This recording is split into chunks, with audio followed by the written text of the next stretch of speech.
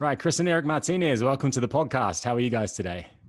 Will, how you doing? Well, over here it's Friday, and it's cold over here. I know before we hit record, you said that it's your guys' summer, but it's cold over here in Dallas, Texas. But other than that, I like to say too blessed to be stressed. This is good. This is good. To anyone that's listening to this, you won't be able to tell, but I was just complaining that I'm dripping in sweat because it's the middle of summer in Auckland. And then I realized that I was complaining about being in a country with no COVID in the middle of summer. And so I should really chill out. Lucky you. So how are you guys finding the start of 2021? It's interesting. I mean, over here in the States, there's been a lot of like controversy with like the presidential election. I'm sure you guys are aware with that. And for some reason, like it just had to happen the first week of 2021 where everyone's a little bit excited. Just right. Everybody was setting their intentions and being very yeah, like some craziness went down on Wednesday, and just again, like everyone's attention span went to that, and just I don't know. It's just very frustrating. It's like whatever hope they had, it just like deflates them again. Dissipated. Yeah. I mean, I've seen all the memes. It's like 2021. Yeah. So not the most ideal start to 2021 from a kind of meta global scenario, but how are you guys focusing on what you're going to do in 2021 for your business? Yeah. I mean, we're honestly, like, I humbly say this, like I think we're fine. Like just because we prepped so much for the past month, like for this upcoming, like literally first quarter. And that's what we teach our students is like preparation is key. The cash flow follows the calendar, right? So like literally for a month, we were working on our calendar, like our marketing calendar, our projects, like what are we going to come out of the gate in these next 8 weeks? And just be locked and loaded and focused. And this way our intentions are set straight. We know what to do. And if like things don't go the way they do, okay, great. That's our responsibility. Those were our decisions. We own up to that. We go back to the drawing board, and that's just how you keep doing it. Yeah. Our big motto is just control what you can and don't stress what you can't. Yeah, it's definitely a good approach to have in the last year and a half, right? Yeah. So like fitness is obviously very much an industry that's geared around January. How are you finding yours and your clients' businesses as we come into what is usually the busiest time of the year? Like how has it been changed or impacted this year? Yeah, I think it has been like changed for sure, because we were even talking about this at the gym today, that to where like, in the past trends, like this was like an exciting time for like a lot of our students and fitness professionals because it's January. Everybody's like New Year's resolution, but this year, obviously things are different because the whole landscape of the fitness industry has changed to where people got forced into like, like doing workouts at home or over Zoom or modality based training where they're buying things like the tonal, like the mirror, like Pelotons. And so everybody's doing stuff in the comfort of their home. So I think fitness pros aren't ready for this. They're not taught this in organizations. They're not taught this in books. They're just really not prepped for this, So I think they're just kind of like in quicksand and just waiting to see what other people do or what kind of like trend comes on or something like that. But it sucks, man. It really is. It's a shitty situation for them, but that's why some of these fit pros need to be invested in programs like even the ones we say. And I say this humbly because you have to sit there and, do something about it. What the landscape is now, what the year is going to look like. Most likely you have to take action, do something about it, or you're going to get left behind or choose another profession, Which a lot of people have, right? Like I was having they have a colleague in Brisbane, Australia. So he is a group fitness manager, and he was saying that and they only had like a short lockdown, right? Like it's not like the rolling set of lockdowns that we've had in the Northern Hemisphere, but the number of people who just realized that, and this is group fitness rather than personal training, but teaching classes, he's struggling to find people to fill his timetable because people kind of went, oh, this was a fun, easy career that got really difficult and not fun really fast. And a lot of people dropped out, and some of the ones that were working full time when they realized it was kind of a precarious career to have switched to other careers in general and now no longer in fitness. Yeah, I agree. Yeah. And that's the thing though, like, fit pros just think that, I'm going to try something else out and it's going to be easier. Nothing's easy. And this, Will, nothing's easy, man. Everything's saturated. The only thing that's easy is like if you're an investor with deep pockets and like you've invested in Bitcoin or like Zoom or something like that, right? But that's not the norm. You know what I mean? So it just shows like who is like really in this, like, this fitness industry, who wants to stay in it, who wants to serve, who wants to help people out, make a difference, and who doesn't. You know? And most professions, whatever it is, it's all about digital currency and just making money online, right? So you have to know the skill sets on how to make money online, and a lot of that's just personal branding, marketing, just delivery, system structures, everything. So it's just one of those things where it's like you're gonna struggle in another area. It's not going to be like just like you sunshine and rainbows. So, for the purposes of the guys listening to this, I have had the pleasure of listening to your audiobook this week as I've been prepping for this podcast. But why don't you take the listeners through a little bit of what you guys do and who you're here to serve? Yeah, absolutely. I always like to start too. And I appreciate you listening to the book. Yeah, and yeah, that's an interesting one because we released that like, I want to say around May of 2020, just right when the pandemic and stuff. That was a hit, question so that I was going to ask because there's a section on hybrid fitness, which seems very, very kind of like forward thinking and prescient now. Yeah. Well, we could delve into that in a little bit. But I like to take just like, people back into like our backstory, just because even if there's like one person listening, going through this, it could really help them and inspire them. So Chris and I lost our father at the age of 18. So this was, 17 years ago. Literally, we grew up in a really picture perfect life and family. My father was a correctional officer at a prison in California. So he was very just like strict on us, all about work ethic, education, very good, just like family oriented person. He was like our mentor, everything. And we lost him 3 nights before Christmas. I remember getting a knock on the door, and it was like 2 a.m. And, there was a priest and then a California Highway Patrol officer there at the door.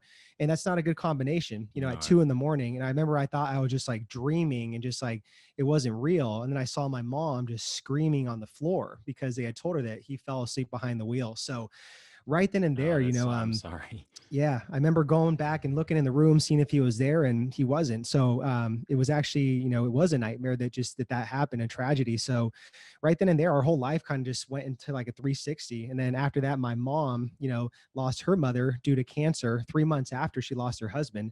So my mom really spiraled and went to just turn to alcohol, to antidepressant pills, to where I feel like we lost a lot of our mom, where we didn't recognize her. She wasn't the same person. So Chris and I, being kids, like 18 years old, we were very lost. We lost so much and we didn't know how to deal with that type of grief and adversity, to where we had so much anger in us, to where we turned to alcohol ourselves. We got in fights, we got arrested because it was all just pure anger. That's not how we were raised. But after that, we went through the motions and just like went to college, got our BA and stuff, because that's what our father wanted. He was all about going to school and finishing that. And then what really turned our life around was the gym, going to the gym, lifting weights, just alleviating stress there, seeing body compositional changes, getting really into nutritional sciences. And then we hired Dr. Lane Norton, which was one of our mentors, big fitness pioneer. He took us under his wing and we learned all of his methodology, saw that he was going online 10 years ago. So we're like sponges, and we're like, there's 2 of us, we're like, we're asking him so many questions, seeing everything he did. And we saw the mistakes he made. And we're like, there's 2 of us. And like, we're like, we can do this too. So we got all of our certifications, all that, and then started our business dynamic duo training, which was literally a decade ago. And then, worked with thousands of clients and changed their lives. And then the last 3 years, we pivoted to B2B coaching and just helping fit pros through Dynamic Fit Pros. And that's kind of our backstory on how we got into, coaching personal trainers. Awesome. And so you said that the book that I was listening to, which we're going to talk more about because there's heaps of strategies in there that I think are going to be really useful for people listening to this. So what prompted you to write the book? Yeah, I think that the biggest thing was just that we had so much experience, like, after working with thousands of clients through our first business dynamic duo training, to where we actually ran like the hybrid model of it too, of in person and online. So and we saw the frustration out of interest. What was that? When did you start doing the hybrid style of delivery? Yeah, back around 2011 to 2012. Okay, so way early adopter. You're totally ahead of the curve. Yeah. And there's another story too, like we can get into it. Like when we were in Orange County, like I think 2014, 2015, we invested into a gym like at our home for $10,000. And that was the plan, to even do the hybrid model, even hire like subcontractor trainers and test it out then. But then that's a whole nother story. We had to sell everything and all that. Yeah. And I just think that we saw a lot of like the pain points and just like frustration from personal trainers, to where, yes, there was pressure to go online because that's where things were pivoting. Yeah. But we're like, what, it doesn't all have to be online. I mean, nothing's going to ever replace human interaction of one-to-one personal training. So we're like, we could do 2 of these, right? And we've seen it work with a lot of our students that we had. So we're like, all right, let's put out a book. Put out the book to the world and just like really just teach people frameworks, concepts, and how to do this. Yeah. I think it was also, we saw people like preaching, like just go solely online, like Eric said, and we didn't want to go down that route. We want to be a little bit different, like just carve a little bit of a different like niche in the market, It's really interesting actually, because a lot of the kind of, forward thinking predictions of 2021 are beginning to come out. And so I've been reading through all of the people on LinkedIn and seeing what their predictions of the year are going to be. And it's a lot about like, will in-person fitness come back? Is it all going to be digital? And I think that because people are writing articles that are a bit clickbaity and they want people to read them, the headlines can be quite kind of, gyms never coming back, digital's where it's at. But I think the reality is that it's just going to be both, right? Like, Yeah. it was going to be both anyway. And this whole period of COVID has just sped up a transformation that was happening anyway.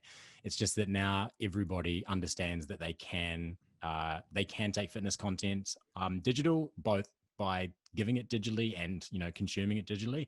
And so it's broken down a whole lot of barriers that kind of existed before just because it was unfamiliar.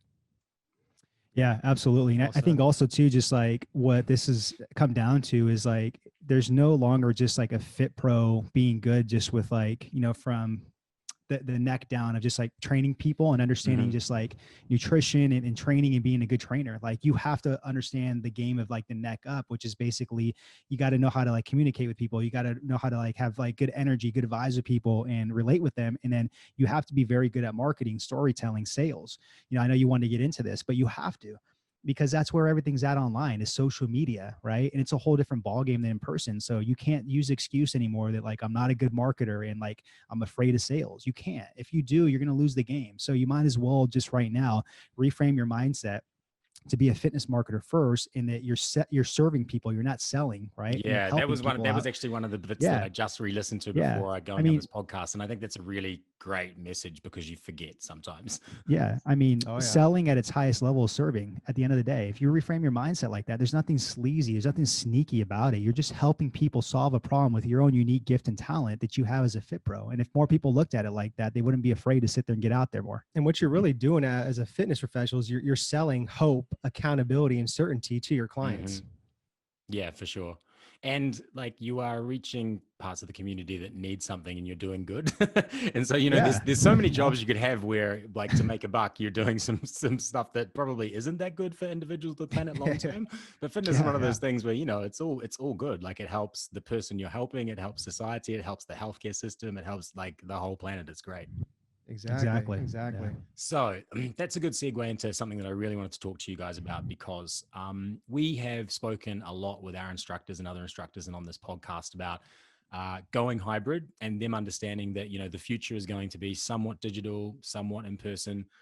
People had a little bit of resistance to that, but as the pandemic has dragged on, more and more people have taken the plunge. And I think that a lot of instructors that are listening to this are in a position where they've figured out their platform, they've figured out their delivery. What they're really struggling with are two things in particular, and we get these questions sent to us a lot, and that is, how do I market myself and build my list, and how do I go about packaging and pricing what I'm doing? So those are two areas that I know you guys have expertise in, that I'd love to sort of delve deeper into. Maybe we can start with how do you market yourself, and how do you build a list if you're coming from a position where the gym did it all for you? Sort of great topics. I'd love to like tackle the first one. I'll let Chris do the second one. But we what we teach to our Fit Pro students is an acronym called AMO. So it's audience, messaging, and your offer. So AMO. That's one thing it's really easy to remember. So, when you're going to market yourself, especially online, you got to really identify who your audience is. Like, what's your niche? What's the target audience? Like the age range, like what are their actual pain points? Do they need to lose body fat? Is it confidence? Does it look better in their own skin? Is it moms, dads? Get really clear with the audience and just like the target of it, and just what is their specific pain points, right? And then what are your solutions?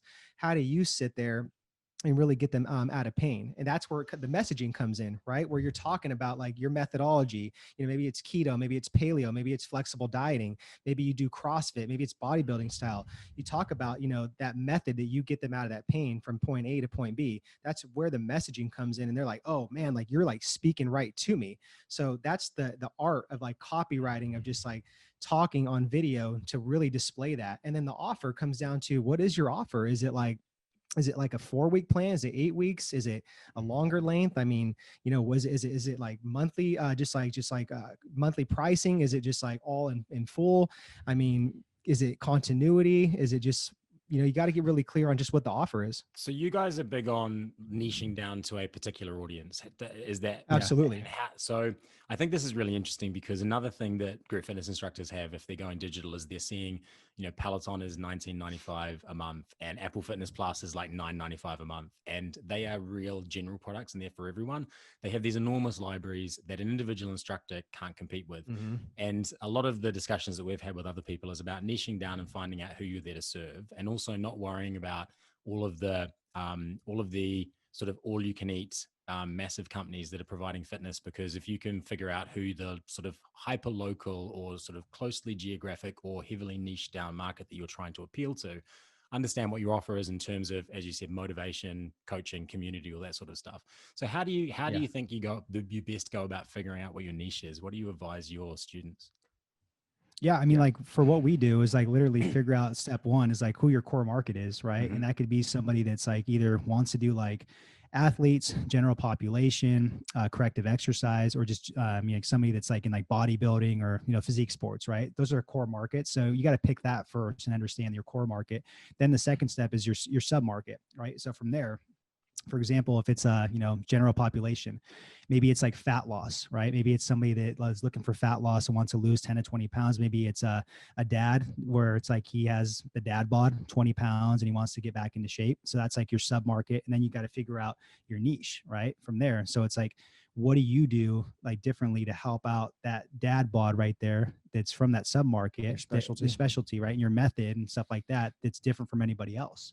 So if you start off with that 3-step framework right there, and then you figure out what Eric said, the messaging, right? Like what are the pain points that the dad bod is facing? What is his fears, his wants, his desires, his relief that he wants? Then you critique that on social media through content creation, whether it's an article, a video, a podcast, whatever it is. And like you said earlier, catchy headlines, right? To grab their attention. That's how it all begins to really market yourself. But where people make mistakes is they just speak to the masses and there's no specialty. There's no specific pain point.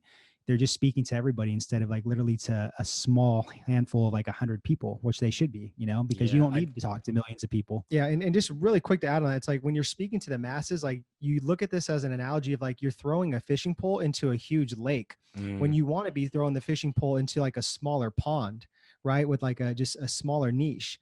And that is going to be so much easier to talk to someone like that. Everyone's chasing like this huge vanity number of thousands of hundreds of thousands of people. And it's like, no, look for your 100 perfect people, serve them. And if they sit there and continuously pay you, you'll do very well. Yeah, for sure. I don't know where I heard this, but the saying was sort of if you try to be for everybody, then you end up being for nobody. Exactly. Yeah. Oh yeah.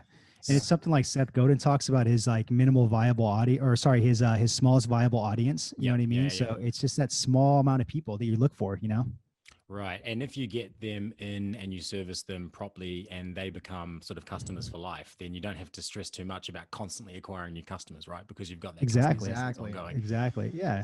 So that's where referrals come in. Yeah. So this is where I wanted to go to actually. You've niched down, you understand what your audience is but your audience is currently small. And say you need to go from kind of 10 regular customers to 50 or 100. What are the best sort of tactics for taking a small committed audience that is loving what you're doing and using that to leverage into slightly bigger audience? What would you advise people do?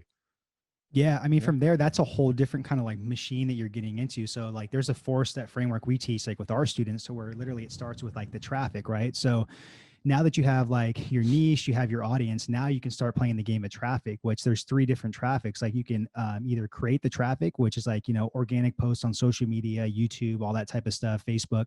Then the other one is you can buy traffic, right? That's paid ads on like Instagram, Facebook, YouTube. And the other one is you can borrow traffic. So that's like joint ventures, collaborations, coming on podcasts, doing stuff like that. So that's step 1 is understanding the game of traffic. Okay. From there, step 2 is you have to have a lead magnet, right? Because you have to have something to offer for free in exchange for like the value, right? So because everybody needs to understand that the whole game you're playing on social media, that's rented land. You don't own the traffic, right? Yeah. So you want to have a lead magnet to create an email list or a SMS list because you own that traffic. You don't have to pay Zuckerberg any dollars for that. So that's the second thing is a lead So magnet, just whether to, it's a to take quiz. this back just to the people that may be thinking, what's a lead magnet? Yeah, Just so yeah, that we yeah. say, so when you yeah. say lead magnet, can you give an example of what that might be? Yeah, so that's something like somebody gives you an email for like, you know, an ebook, a report, maybe like a quiz, maybe like a video series, a checklist, whatever it is, something that's just really short, actionable, goal oriented, like, you know, something like that. So that's the second step. Once you have a lead magnet, you just test different ones. The Mhm. third step is like maybe it goes into like a lower like barrier entry to like an offer, like a $27 product, $50 product, $100 product. Then the fourth step is like a higher ticket type of like offer, right? So that's how you kind of just like sit there and get from like the first like point where you're talking about to the second point to really scale it out, is that 4-step kind of machine that you're building within it. Right. And so when you're going about kind of working on, so there's a question that, and this is something I think I heard you talking about in the audiobook, was how, like, do you have any special tactics for how to go about getting clients to refer your services to other clients, or do you think it's just about over servicing them as much as possible? Yeah, I mean, this is something that it's the oldest trick in the book, right? Referrals, and you know what you want to do is get people to pay, stay, and refer ultimately. But if you're serving, you know, your current clients so well, getting them results, I mean, you have every right to sit there and ask, hey, do you know of anybody else that could sit there and help, or just, you know, that would want my coaching? Yeah. And to make it really easy, is you could just create the entire script for your client to sit there and give. So this way it takes all the thinking out. They're not thinking like they're like doing anything like unethical. And it's just you helping, you know, that person helping you, you know, and ultimately again, just goes back to serving more people. Yeah, I can't remember exactly how you said it, but I think it was a quote around the fact that if someone's getting results from you and they're engaged with you, then they're going to want to help you to reach other Yeah. people, and I think that comes down to that whole sales thing as well, right? Is that it's sometimes really hard to push yourself as a salesperson, even when the stuff that you're pushing is going to really benefit other people, and your users and your customers and your clients that are getting good results off you now are just the best market for expanding that out. Absolutely. Yeah. And just again, a lot of like, especially personal trainers, fitness professionals are very uncomfortable with like selling and sales just because we weren't taught those skills. But it's a whole nother animal. And it's like, you have to get good at selling your own product. And if you don't even believe in your own product, I mean, then it's game over. You know, those people will sense that you don't even understand what's going on, or you don't even have hope or certainty in your own program, in your own juice, whatever you wanted to call it. And you have to get good at that. Yeah. And if you don't, then no one's going to want it either. And then you're going to be out of business and out of the fitness industry. Yeah. And imagine like displaying that on social media. Yeah, exactly. So going back to the lead magnet for a second, is there any advice you have for the guys listening to this on like what type of lead magnet you're seeing work well for your clients? Yeah, I mean, the thing is like, that's such a tough like question because we're constantly testing different lead magnets and they're just different pathways, right? But I think this acronym like helps out to like really test one out. And that's like, it's called SAGE, SAGE. So make a lead magnet that's short, actionable, goal-oriented, and easy, right? So if you follow that framework there, then you need to test out like an ebook. You need to test out like a video series. You need to test out maybe like a quiz. You need to test out maybe like a challenge, right? Yeah, and even for like fit pros, what I've seen have worked really well is just like maybe like a grocery list. People like that to have something very easy. Yeah. Even a nutrition type of book or a recipe book. Those are very easy and digestible and just add a lot of value. And I think even too, like maybe just a quick little like workout, you know, demonstration, like a 3-day body split or with a little bit of cardio, just so they get an idea of your methodology and they're going to want more. So I think those are 3 examples of like lead magnets that could be very well done. And again, that could be done in a video form or like a PDF type of thing. Right. Do you think that one or other of the kind of written content versus video is better? Like which would you recommend? That's a tough one, Will. It's like the name of the game is testing. So right, what I would do is I'm not going to get an answer out of you, am I? It's going to be no. You have to, I would you split test, test. Right. Do both and see which one. Exactly. There's probably a good lesson too, right? Because a lot of people create something and then it's not working and wonder why it's not working when really you could have created it in 3 different ways. And then, you know, and not everybody understands social media marketing super well, but you can, you know, run multiple ads at the same time, see the results with different audiences. But even if you're not that savvy and you're someone that's literally just boosting your own content, you can just try boosting different types of content rather than trying to boost the same one all the time, right? 100%. Yeah, or even just absolutely. post. It doesn't even have to be boost. It Yeah. can just be, using your organic Yeah. reach in different ways with different styles of things. Exactly. Yep. Okay, cool. So next up, I'd love to talk about your approach to how you go about pricing. Now, I know you guys mostly work with personal trainers who are probably at a slightly higher price point than a lot of the people that will be listening to this, because classes just generally, in a group fitness scenario, you're never going to probably command the same value as you can command on a one-to-one. But you had some interesting strategies around just how you go about pricing your own packages to make them more desirable for people to buy into. Can you maybe take us through the sort of, was it pricing ladder? I can't remember exactly what it was, but how the strategies you've got for setting the price, bearing in mind that whoever's listening to this may have to kind of adjust it for the group fitness setting, but the principles I think stay the same. Yeah, I mean that's a great one, and like I always like giving credit where credit's due. I didn't come up with the value ladder; we just put our own little twist to it. But that's from Russell Brunson, and the value ladder is basically, if you kind of imagine, just like, I don't know if it's called the X and the Y axis. I always get those confused. But on the bottom part though is basically, I think it's the value, and then the other one is basically the price, right? Yep. So the value ladder concept is like, let's just say the very bottom of the value ladder, you're doing just like maybe one-to-one coaching. Okay. So there's obviously some value in there, right? Maybe you can charge like $100 a session. Okay.